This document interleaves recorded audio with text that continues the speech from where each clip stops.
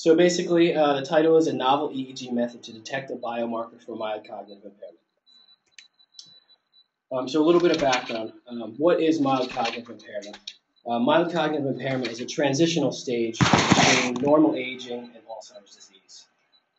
It's caused by a buildup of Alzheimer's pathology in the brain, and it results in mild, as the name indicates, mild symptoms of forgetfulness, difficulty with multitasking, difficulty completing complex tasks at work or at home. And these impairments are relatively subtle. They don't necessarily interfere with the activities of daily living. As the symptoms progress into Alzheimer's disease, they do start to interfere with activities of daily living. They start to have severe memory loss, mood and behavior changes, and can often, not often, but occasionally become violent even through these mood changes. Jameson, if I could just stop you there for one sec.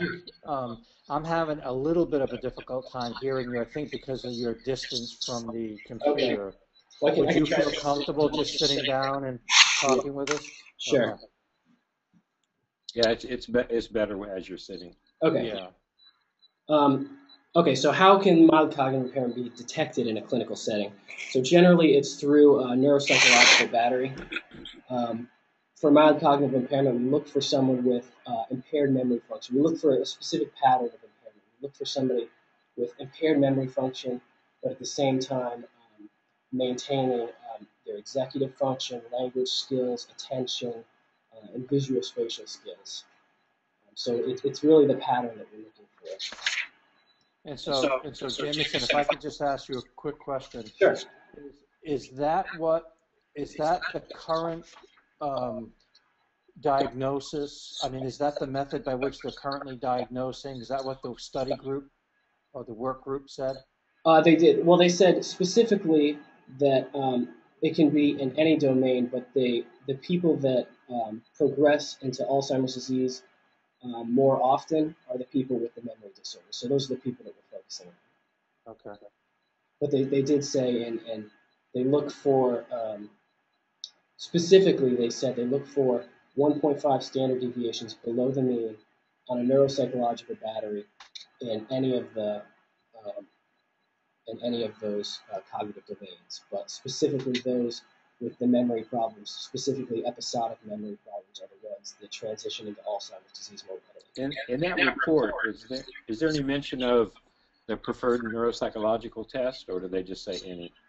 They did. They gave I think it was Welschler memory, and they said it could be any, but they did suggest some. They said it could be, but it's not limited to these tests, and it was a specific test for each of the cognitive domains.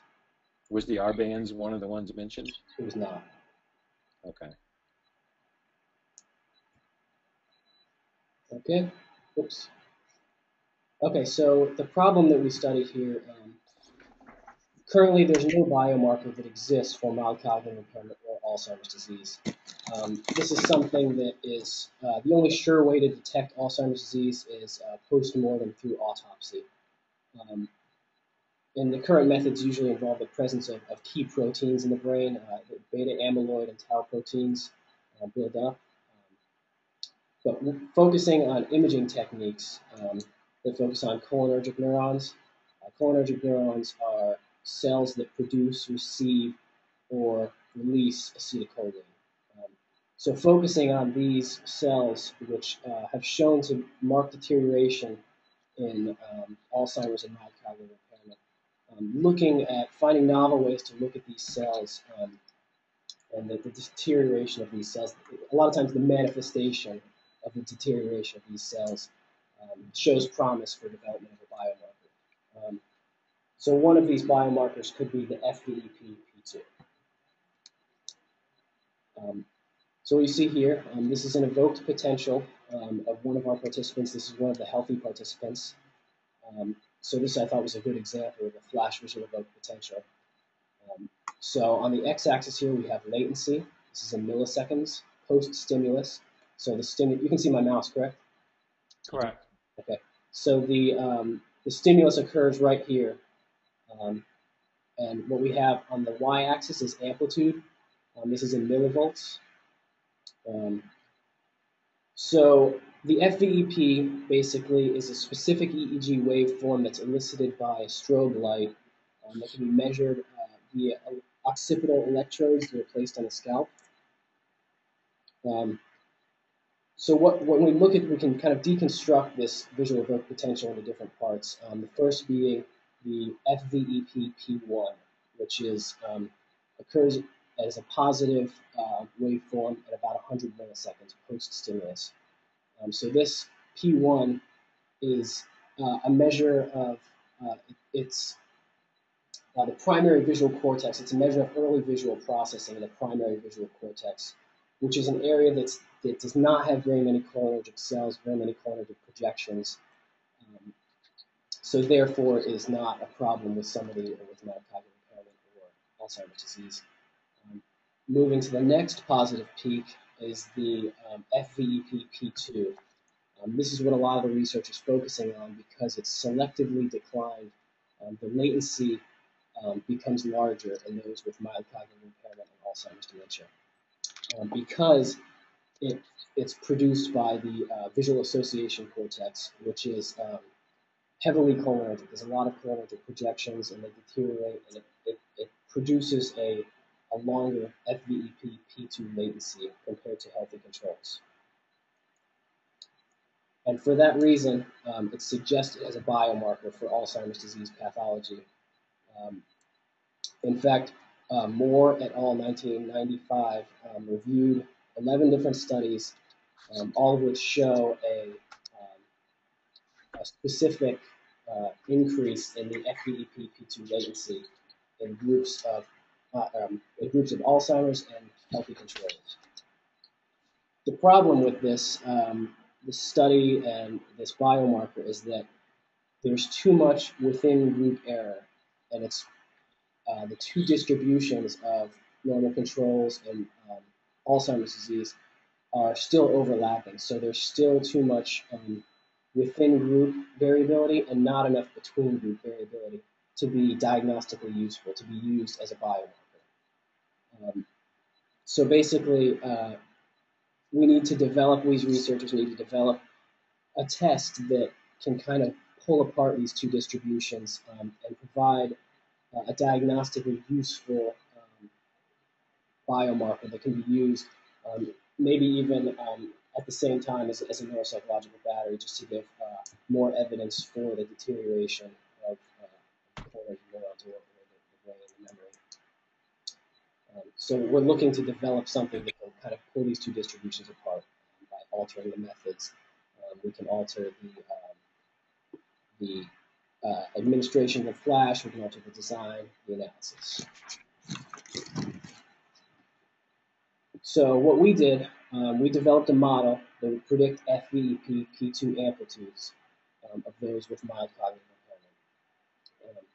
So it's based on a psychophysical model developed by Stevens, you see here, in 1962, where we see the relationship between physical brightness and brightness perception is not linear.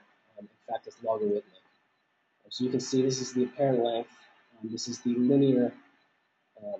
As brightness increases once, the magnitude increases once. So what we see when we look at brightness is we see a response compression.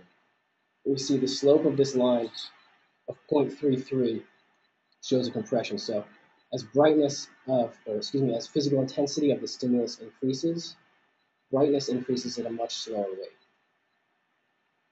And with further research, this has been shown in physiological systems as well, which theoretically may underlie these perceptions. Specifically, prior to this study, Dr. Liu and I looked at data from COBRA in 2005, and we did see, we're looking at FVEP-P2 amplitudes associated with 5 different intensities of light, and we can see that there's a nonlinear relationship between the physical intensity and the FVEP-P2 amplitudes. So what we can do, we developed a response compression model. This is a model based on Stevens' power law that we can use to predict how a healthy brain would react to various intensities of strobe flash. So we have 5 different intensities of strobe flash available. So looking at this formula, psi of I is the predicted FVEP P2 amplitude.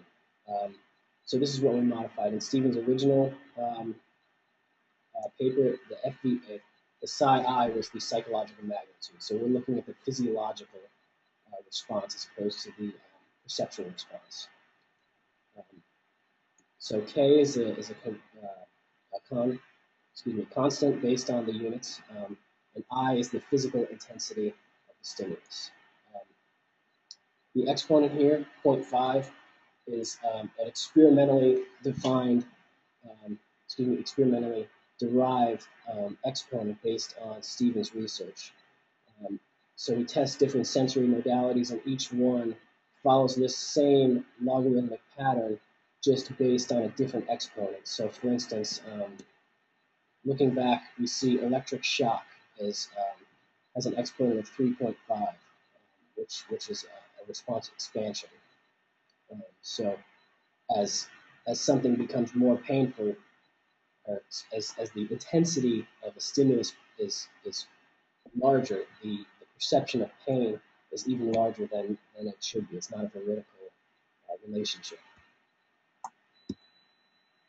Okay, so the purpose of this study, we were trying to determine if participants with mild cognitive impairment produce a pattern of electrophysiological response in response to 5 stimulus intensity levels that's different from normal healthy controls.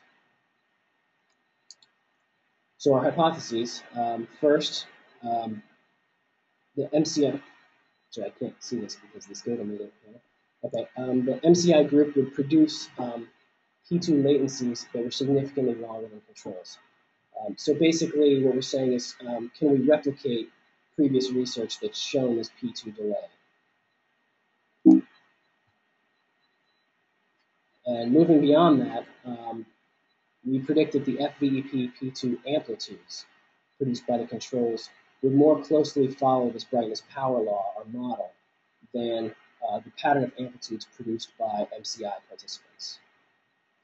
So basically the hope is that our test is a more sensitive, a more specific, more diagnostically useful test that we can use to draw those two distributions apart, and it may be it's the pattern of responding that we need to look for, as opposed to just the responding to one different stimulus.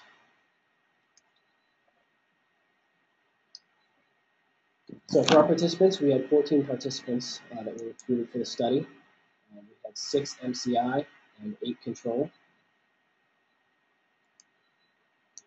Each one of the participants took the neuropsychological battery, RBANS, the repeatable battery for the assessment of neuropsychological status, which consists of 5 different subsections: immediate memory, delayed memory, visual spatial, attention, and language. And we use the MCI diagnostic criteria adopted from Albert et al. 2011, the guidelines being, what we discussed earlier, 1.5 standard deviations below the mean, especially in the memory sections. So for our procedure, electrodes were placed on the occipital node, silver electrodes. We had 5 intensities of strobe flash available, which we used. So going back to the equation that we used to predict the FVEP amplitudes, we have the physical intensity of the 5 different strobe flashes. They go from 1.375 lumens per square foot at the lowest setting up to the 5th setting, which is 22 lumens per square foot. So we're plugging that into the I portion of this equation to get the predicted values. So what we get is we get this nice, pretty response curve. That's the red curve that you see there is our predicted model. And it's a model of response compression with a slope of 0.5. So we see here at the x-axis is our strobe light intensity. Like I said, it's 1.375, it's 2.75, 5.5, 11 and 22 are the different lumens that correspond to each intensity level. And Quick question: why did you predict that? Why did you pick those intensities? Those are the intensities that the strobe light offers. There's 5 different intensities, and those are the physical response, or the physical intensity of each. Okay, but that wasn't the only reason. Well, wasn't there a previous investigation that used well, the it's same just the same intensities? strobe lamp that was used in Cobra, and the same intensities that were used in Cobra 2005. Well, why? Let's even go back further than that. Why those particular ones, and why not? I'm sorry, something else? this is Dr. Andrasa, correct? Yes. Why not? Why those? Why not something else? If you were doing this from scratch and you were setting and you were selecting the intensities, what would be your rationale for selecting the ones you did? I mean, if it were up to me, I would select the ones that were used in previous research that I could look at the reliability and validity for. And do these represent those? Yes. Okay.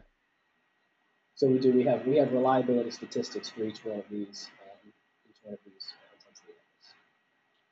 levels. In fact, the sites that you recorded the FVEP P2 came from a study that used these intensities and demonstrated the reliability and validity of the amplitude in latency of the P2 from that site, right? Correct? Correct.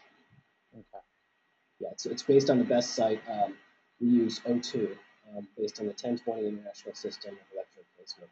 O2 was the best, the most reliable site to measure FVEP. Right. Okay. Well, that was one.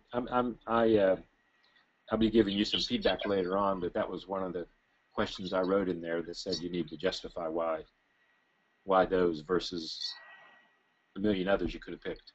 Mm-hmm. Okay. And Jameson, is this a healthy control that we're looking at for the data? It is. Okay. So like you said, the blue curve, if you will, is a participant data from a healthy control. So as you can see, it wasn't predicted very well. It did at the first and second and maybe third intensity levels, we see a little bit of a compression curve, but not quite what we were expecting.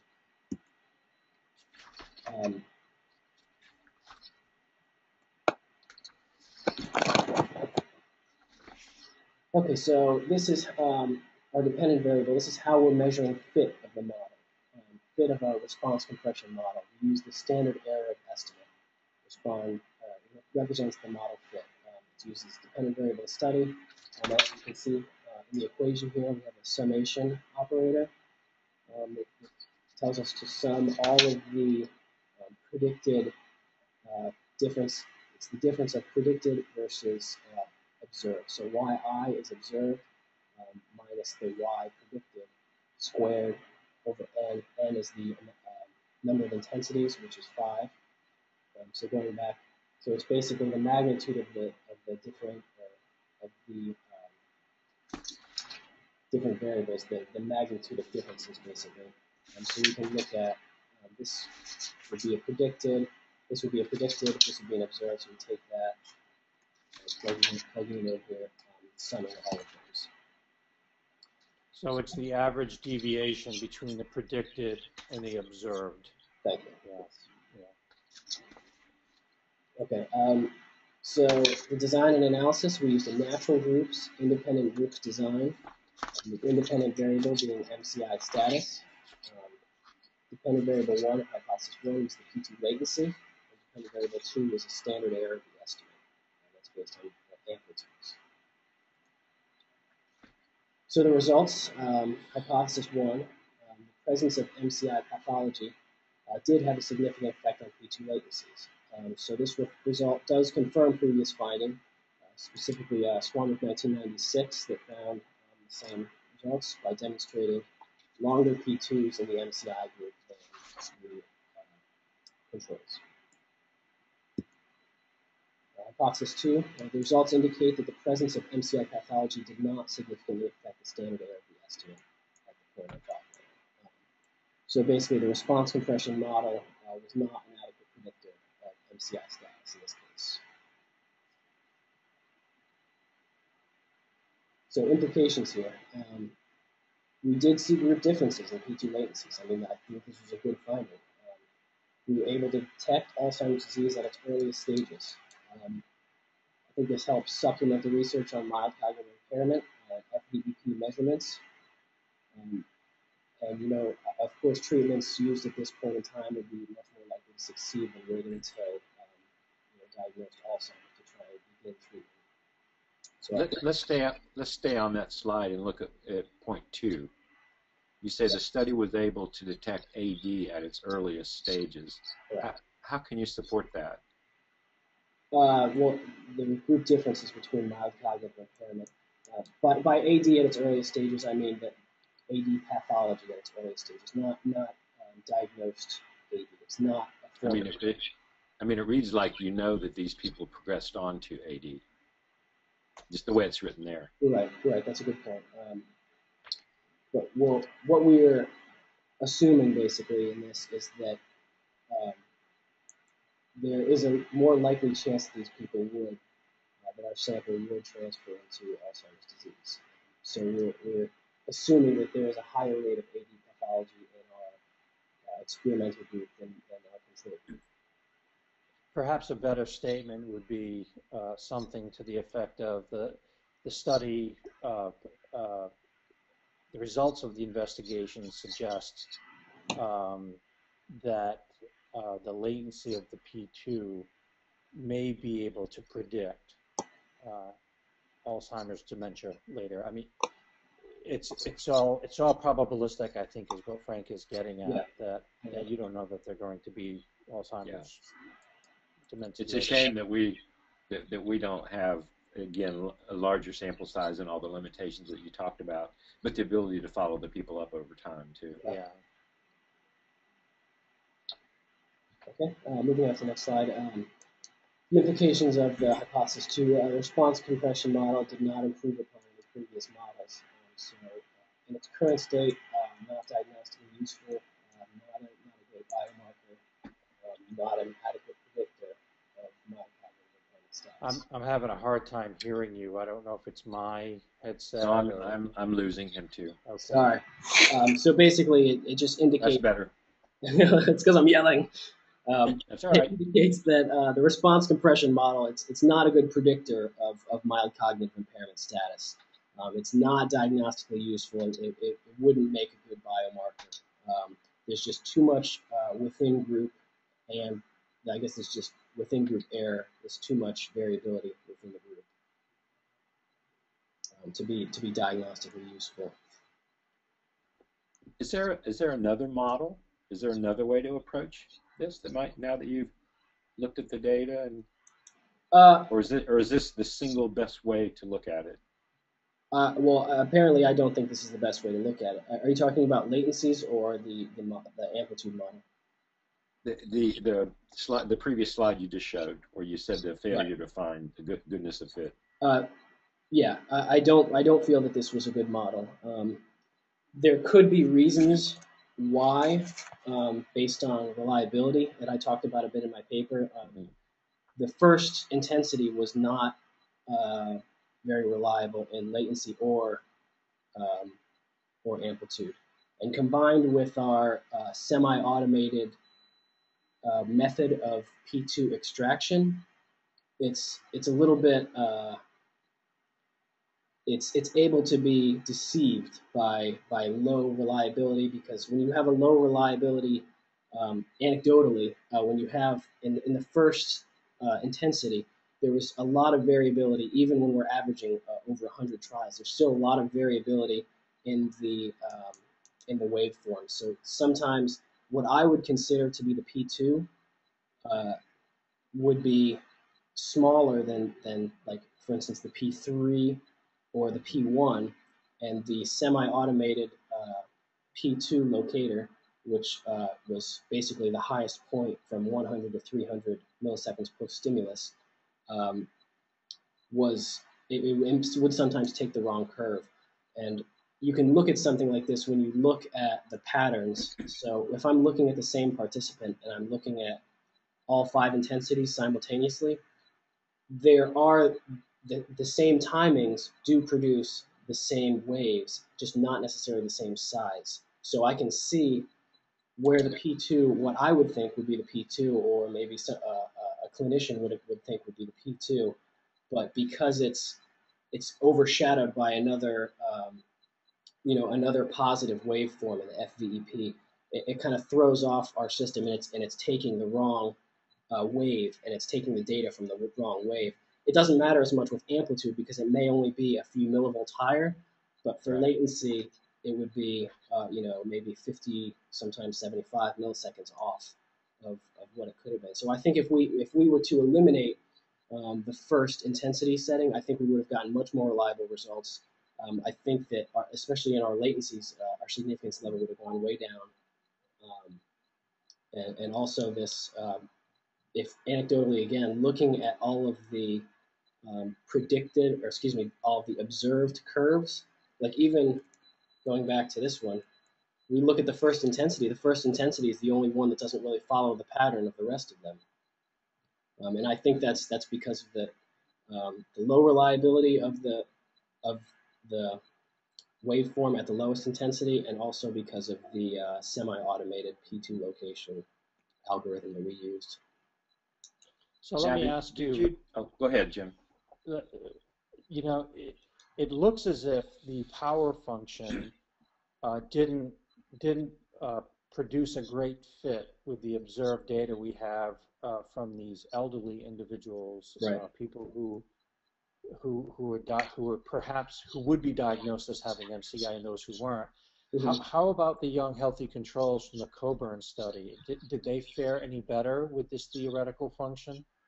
I didn't specifically apply this function and look at the data, but just anecdotally looking at the data, it did follow this curve. Like I said, I didn't actually plug it in and take any statistics from it, but anecdotally, that might be something to do in your discussion where you look at that other study with younger, healthier individuals to see if, in fact, this sort of theory of the visual system with young healthy controls actually does fit. In other words, while this may not fit very well with these individuals, perhaps it didn't fit very well with young healthy individuals either.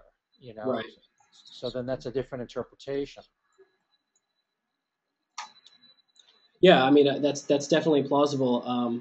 The only problem is there was only they only reported the average data, so there's only basically one. Well, that's okay. That's okay. Yeah, it's still the average amplitude and latency, I guess, for those 5 intensities. I can definitely get a measure of fit for that one. Because that would help you to understand the lack of fit. That would lend some understanding to the lack of fit. Some of it will be purely due to our conceptualization of the visual system. Some of it will be due to age. Some of it, it'll help us to tease that apart a bit, I think. Sure, I agree. And did you do the analysis? Maybe I missed this. Throwing out that lower latency. No, I didn't. Because I think you could have grounds for doing that, right? You could, it wouldn't be. I don't think it would be called, fudging or phishing, because the data were just so disparate. You think for the main effect? Yeah, I just wonder if it might be different if you just looked at the other latencies and discounted that one because of the fact that it's so problematic. Yeah, it wasn't even significantly reliable, which all the others, as you can see in the paper, had. I mean, that would be a rationale for kicking it out and looking at just the others. Yeah, that might not be a bad thing to do. Okay. And that would be something I think you could easily do, right? Because you have all the data at hand, and you just exclude one latency and then average the rest. Mm-hmm. And then another question I have concerns the latency finding that you've had or that you found. I know you didn't calculate measures of treatment effect, but of course I'll ask you to do that. And do you know if the treatment effect you found for that finding, associated with that finding, was that the same as what Spencer had, and was that the same as what Coburn had for their latencies between groups? I don't know if I fully understand what. Well, you had a main effect for MCI, where there was a statistically significant difference in latency with those with MCI producing latencies that were longer than those who weren't considered MCI. And so based on that, you know there was a significant effect. You just don't know what size the effect was. And indeed, Spencer had an effect that was significant too. He calculated. I don't think Spencer did, actually. I think he just reported. I thought he did for one of his conditions, for one of his ISI conditions. I think it was 100 millisecond ISI. Oh, okay, right, okay. I thought you were talking about the single. Okay. I'm not sure. I don't remember him having significant results anywhere. I thought he just reported on the effect size. Well, you're right. You're right. He may not have, but he did have an effect size that was quite large for that 100 ISI. But the question I have is, how does your treatment effect compare to his and to Coburn's? Well, Coburn didn't test with an impaired group. So he had an AD group. I mean, there is another Coburn Moore study. 2003. I don't know offhand what the results of the 2003 study were. I'm assuming that it was similar to what I had. It was significant at. Did they use multiple intensities, or was it just a single intensity? I'm trying to remember. I believe I'll have to look. I'm not sure. Yeah, same. I guess the point I'm getting at, it's kind of like with the previous research I've talked about already. Mm-hmm. There are some areas of your discussion I think that could benefit from going back to some of the previous research to give perspective to your findings. Okay. Yeah. And it wouldn't be that hard to do, but it would make complete sense to do it. Absolutely. And to follow up on that, I asked a question about effect sizes as well. And I think when we have such small n's, I mean, the odds of getting statistically significant findings are slim. And it's a shame because some people and reviewers are just locked into that 0.5 level. But if you get, I almost don't care what the statistical significance is. If you get, if you do Cohen's D or something like that and get a big effect size, I think that tells a story. Yeah, I do too. Getting reviewers to buy that argument has been difficult. Yeah, it is. Which is what we were trying to do with Spencer's paper, basically. That's right. Because Spencer actually has, and I think in talking to you, Jameson, it sounds like you're not aware of this either, but Spencer had some very important findings. Yeah. It wasn't statistically significant, but his treatment effects were very large, and if he had even doubled the sample size, it would have been significant, and I think reviewers missed that. I think they were confused a little bit. Well, I think they're just locked into the statistical significance and not the size of the effect, which really the size of the effect should be more important. Yeah, I agree. And then there's some reviewers, too, that think, oh, well, if your sample size is not over a certain amount, well, then it can't be any good anyway. Yeah, it's so we have kind that of a dichotomous decision on their part. Well, I mean, wouldn't that be an advantage of mine, being that I had a small sample size and still found significant results in P2 latency? I think it would, yeah. And in fact, your treatment effect should be large. And I haven't said that to you yet until now, but your treatment effect should be very large, given that you had a small sample size. It was significant. It should be larger than what Spencer had. And you're talking about using eta squared as a treatment effect? You could use eta squared. In this case, you can also use Cohen's D because you have two levels or groups. Yeah, just some measure of effect, I think, would strengthen your statements. Okay. And you can actually calculate one and then derive the other. You could even present both by calculating one and then converting it. They convert to one another. So anyways, that would be something else perhaps that has to be added to maybe results and discussion. Okay, well, I appreciate the advice. Frank, do you have any other? Well, no, not. I think we've touched on the major concerns that I sent Jim a little while ago my marked up copy just so he could, if he had, I just sent it to him right before the call. So I don't know if he looked at it or not. I haven't. But I'll send a copy to you, Jameson, or he can relay it to you. And I have just a bunch of picky little things where they don't merit us discussing them now. I think they're all straightforward kinds of comments, but there are things I would like you to consider when you complete your final draft. Okay. Mhm. Which will be And next Yeah, week. You what? and this may be, And next week related. goes to the director of the school of behavioral sciences, psychological behavioral sciences, Belter. Yeah. Yeah, I think what you know, maybe this is related to what Frank was just mentioning.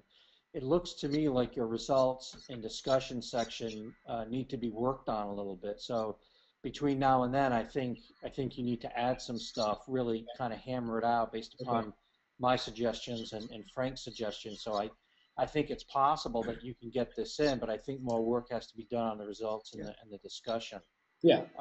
It was a great first draft. I think what's happening is that you're trying to bring it in underneath the wire, and I support that, but that just means that you have to work a little bit harder to make certain the changes are done, that I'm satisfied, that Frank is satisfied, because things do need to be modified and changed in order, I think, for us to be happy with it. And I put a lot of work into that. This is the first time I've ever written these sections, so I had a feeling that they would be kind of weak, and especially having reviewers such as yourselves, I knew that there's going to be a lot of changes that I would have to make. So I'm definitely prepared to do that. And just so that Frank knows, this is the first time I've seen the results in discussion, so I've not seen it before. So, but it's important to have that perspective here. No, it's fine. But I think it's important, Jameson, to recognize that, for Frank to recognize also that, we're trying to get this in underneath the wire for you. We're doing the best we can, but we're going to have to make it sure that the quality is certainly there. So you'll have to put in some extra work before Friday. That's all. Yeah. And I just will follow up on what Jim said. I think I don't know which draft this is for you, but the first draft that I've seen, I think you did a really good job. Yeah. There's just some inconsistencies. There's just some places where it's not clear. But I mean, it's not written badly at all. It's just that some parts just don't hang together. It's a difficult study, I found. I think this is more.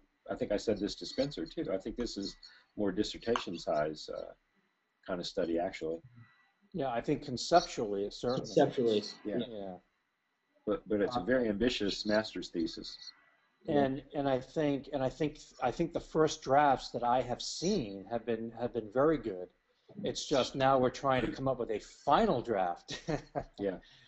So we'll work on this and see if we can kind of make it better. Okay. So Frank, you don't have any additional questions for Jameson? No, the only other ones I have are written on the comments. So. Okay. Nothing major. Do we want to do the traditional thing of have him step out, or we want to just go ahead and make a decision now? I feel comfortable saying that this is a pass pending. Okay, great. Pending attention to what you said and what I said. We can do the traditional, make him go outside and sweat for a little bit and then come back. No, that's fine. I'm very happy with what I have. I think it's a pass. I think you did a great job with your presentation. Conceptually, I think it's a very difficult study. I thought Spencer's was also, plus the laboratory work, that sort of thing. So no, I think it's a pass, but certainly pending changes, so that everyone, including yourself, by the way, because I think once you start adding to the discussion, I think you realize that it wasn't completely rounded out in certain areas, and I think you'll be happier with it as a manuscript later on if you make changes. So yeah, I vote pass also with with changes. Now do you want to talk about what do we do after it gets submitted? You mean submitted to the submitted as a thesis? Do we want to talk about publication strategies? Yeah, we